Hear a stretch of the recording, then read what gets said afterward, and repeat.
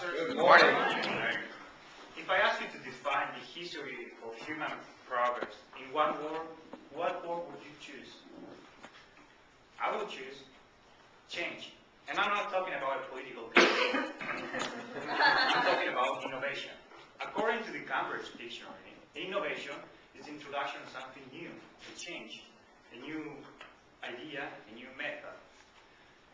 Oftentimes, when something is introduced to us, it looks dull at conception, but in retrospective, it's revolutionary in hindsight.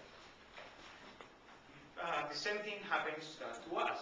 When something new is introduced, a new idea, a new method, a new technology, we tend to discharge this new something because we don't see applicable to our daily lives. We don't like to change. We are used to live in a certain way, and we are reluctant to accept new things. When Google, 20 years ago, not Google, the web was introduced to a group of scientists, was presenting this project of hyperlink text, it sparked little interest among the scientist community. Nobody thought, even the scientist himself, he didn't conceive what this new project was going to do in our lives, how revolutionary it was going to become. The thing is that we need to be more willing to accept changes. We need to accept new ideas, concepts, technologies. And we need to do it. Why? There are several reasons why we need to do that. One of the reasons is because we face problems all the time.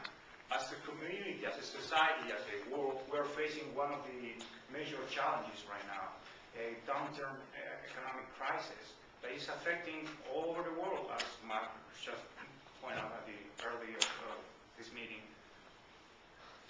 So many people are losing their jobs, and we are being affected. And we wonder, how are we going to get out of this? If you are facing a problem that you're lost your job, or you're looking for a job, the best way to come out of the problem is to come out with an innovative solution. If you are looking to get a job, perhaps you should do something innovative, and you will attract the attention of the person that you're looking for. If you lost your job and you're looking to start a business, well, innovative business are the ones who are going to help to take us out of this mess, out of this crisis.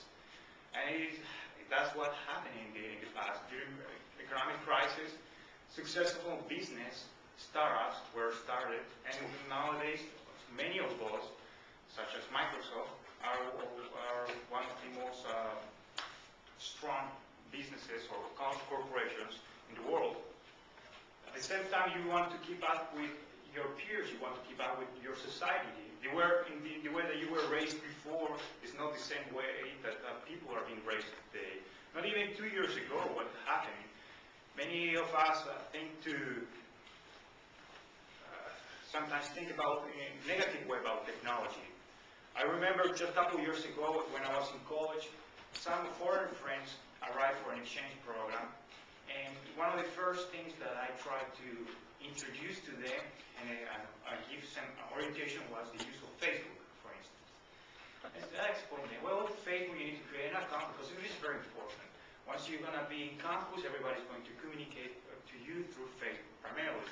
And they stared at me and thought, well, this is a teenager guy. He's playing computer games, and we don't need this. But they listened politely to me. A few months later, they were addicted. It was fine. In business happened a little the same thing. I know of a cafe in downtown Houston that communicates to his audience, to his customers, through Twitter. Wow. Twitter is a new technology that allows you to communicate to a wide variety of people that you really don't need to know them. And they're just sending text messages. And because he started using and applying all these technologies, he's being able to attract people from all over the world that they go to this cafe just because they heard of him through this new technology, through Twitter. If you are concerned about a global problem, you have, as Leon told me to say, everybody wants to change the world. but nobody will change themselves. Well, you want to solve global warming. You need to embrace technologies or innovations that help you mitigate your pollution to the environment.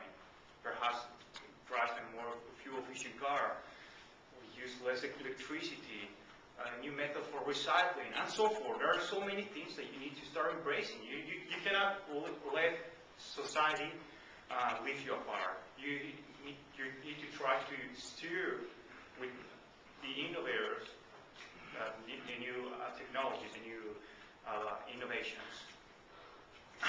And even if you are in full blossom of your career and you're doing excellent in your business, you need to think about how can you innovate. There's a quote I like about from William Potter, and it says, "Learning and innovation go hand in hand. The arrogance of success is to think what you did yesterday will be sufficient for tomorrow." So there you go.